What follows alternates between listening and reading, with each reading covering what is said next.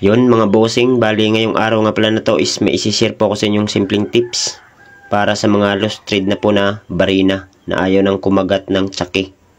Yan katulad nito mga boss, ayaw na pong kumagat. Yung iba po kasi mga boss is nakita ko gumagamit po sila ng pako, tsaka nila pinupukpok ng martilyo yan. Wag nyo po yung gagawin, masira po lalo yung barina nyo mga bossing. Kaya yung ituturo ko nga sa inyo pala ngayon mga boss is sana po makatulong.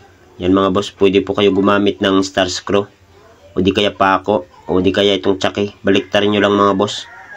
Yan, pwede nyo po itong gamitin. Yan, ipasok nyo lang po sa butas. Yan mga bossing. Pwede rin po pako. Yan, papasok nyo rin po sa butas mga boss. Yan, pwede nyo po yung buksan. Yan. Kailangan higpitan nyo lang po yung pagkakahawak dito, tsaka nyo po ikutin. Yan mga bossing. Oh. Yan, natanggal ko na. Hindi nyo na po kailangan pang pukpukin para po siya lumuwag. Pwede nyo rin po siyang higpitan gamit lang din po yung pako. Yan mga boss. Oh. Kung nakakita nyo. Yan, hinihigpitan ko mga boss. Yan o. Kailangan diinan nyo lang yung pagkakahigpit. Tsaka yung pagkakahawak nyo. Yan o. Yan mga boss. Hindi ko na mahila.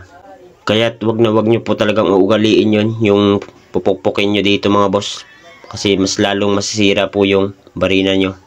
Pwede naman pong ganun lang yung titunuro ko sa inyo.